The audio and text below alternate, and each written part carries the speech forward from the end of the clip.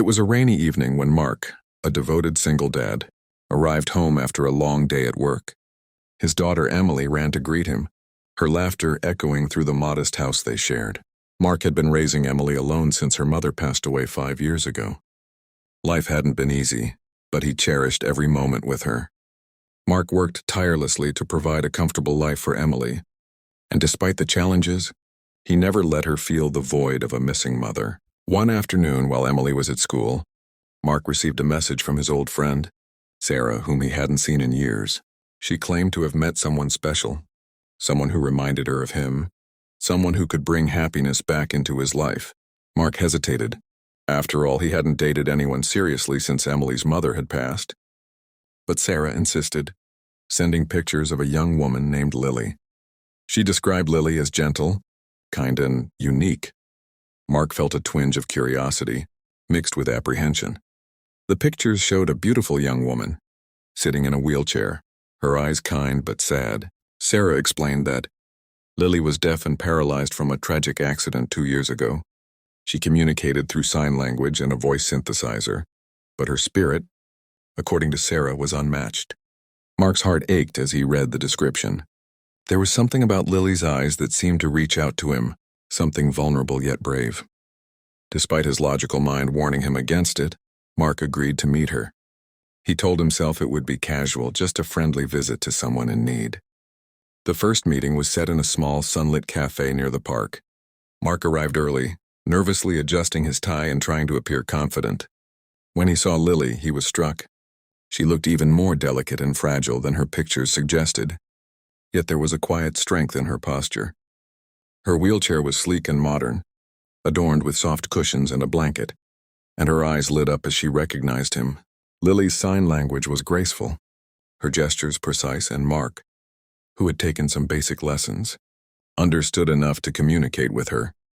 "Hello, I'm Mark," he said gently, offering his hand. Lily smiled and used her synthesizer to respond. "Hello, thank you for coming." Her voice was mechanical, but the emotion behind it was palpable. Mark noticed the tremor in her fingers and the slight tension in her shoulders. She was nervous just as he was. Over coffee they talked, or rather, exchanged signs, gestures, and the occasional synthesizer words. Lily told Mark about her accident, about how a car had hit her while she was crossing the street, leaving her paralyzed from the waist down and taking her hearing. She spoke of her struggles, her loneliness, and her longing to be understood, not pitied. Mark listened intently, feeling an overwhelming mix of sorrow and admiration. Days turned into weeks, and Mark found himself visiting Lily more frequently. Emily, curious about the new friend her father seemed to adore, asked him one evening, "Dad, do you like her?" Mark hesitated, unsure of how to answer. But the truth was undeniable. He was drawn to Lily's courage, her spirit, and the way she saw the world despite her limitations. Slowly he realized that his feelings went beyond friendship, yet something about Lily remained mysterious. Sarah had warned him about her past, but Mark was starting to suspect that there was more to the story. Lily's family had been distant, almost absent, and her life seemed carefully orchestrated. There were moments when Lily's eyes betrayed a deeper intelligence, a spark that suggested she was not entirely as fragile as she appeared. Mark couldn't shake the feeling that he was being tested in some way, though he didn't know by whom. One evening, after a long day at work, Mark found Lily waiting for him outside the cafe. She was smiling, her wheelchair glinting in the setting sun. Emily had gone to a friend's house, so it was just the two of them. Lily's hands moved gracefully as she signed, "I want to show you something." Curious, Mark followed her to a nearby park.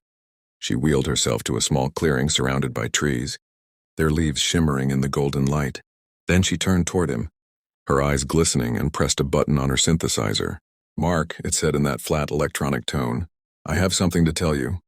"I can hear you." Mark froze, disbelief washing over him.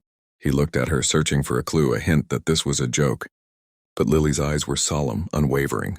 She continued, signing as fast as she could and using the synthesizer simultaneously. "I can hear everything. I was never deaf." The words hit him like a thunderbolt. His mind raced, trying to process the revelation. "What do you mean?" he stammered. Why would you?" Lily's face softened, a tear sliding down her cheek. "I didn't want anyone to pity me, Mark. I wanted someone to see me for who I really am. I wanted to know if someone could care for me, truly care, without my disability defining me. And you did. Mark's emotions collided, anger, relief, heartbreak, and awe all at once. He realized that he had been falling in love with Lily not out of sympathy, but because of her spirit, her intelligence, and the courage she showed every day. The deception was immense, but so was the truth. Lily had found in him someone who saw her, truly saw her beyond the surface. For a moment they sat in silence, the sun dipping below the horizon, painting the sky in shades of pink and orange. Emily's laughter echoed faintly from the distance, reminding Mark of the life he had built with his daughter. He looked at Lily, her hands trembling as she signed a message. "Do you still like me?" Mark felt the weight of the world lift off his shoulders. He reached out, taking her hands in his, and said, "Lily, I don't care about what you pretended to be. I see you now and I care for you more than I can ever explain." Lily's face broke into a radiant smile, tears streaming down her cheeks. She leaned closer, and for the first time, the barrier between them, the wheelchair, the supposed disabilities, the deception, melted away. In that moment, Mark understood something profound. Love wasn't about perfection, or truth, or appearances. It was about seeing the heart of another person and choosing to stay no matter what. From that day forward, Mark and Lily grew closer than ever. Emily, once hesitant, warmed up to Lily, recognizing the genuine bond forming between them. They shared dinners, laughter, and stories, building a life together based on honesty, trust, and the kind of love that defies expectations. Mark often thought back to the day they first met, to the rain-soaked streets and the nervous glances. He realized that Lily had given him a gift, one that went beyond love, beyond companionship. She had reminded him that the human heart was capable of seeing truth even when appearances lied, capable of forgiveness, capable of choosing love even in the face of deception. Lily never pretended again. She embraced her life fully, sharing every part of herself with Mark and Emily. And in turn, Mark learned to open his heart completely, to trust in love again, and to understand that the most beautiful connections often come from the most unexpected places. The story of Mark and Lily became one whispered in the neighborhood, a tale of courage, resilience, and love that transcends circumstances. People marveled at their bond, at how a single dad and a seemingly fragile young woman could find each other in the vast, unpredictable world. But Mark knew the truth. It wasn't about how others saw them. It was about the quiet moments, the shared glances, the words spoken and unspoken, and the first words that broke him, not in anger, but in awe of the strength of the human spirit. And as they sat together one evening, watching the sunset paint the sky, Mark held Lily's hands tightly, whispering, "I don't care what anyone else thinks. I only care that I found you." Lily smiled, pressing the synthesizer to her chest, her eyes shining with gratitude. "And I found you too, Mark. I found someone who saw me truly." In that moment, the world seemed to stand still. The challenges, the lies, the pain, they all faded into the background, leaving only the truth that love, in its purest form, could heal wounds, bridge gaps, and transform lives in ways that no one could ever predict.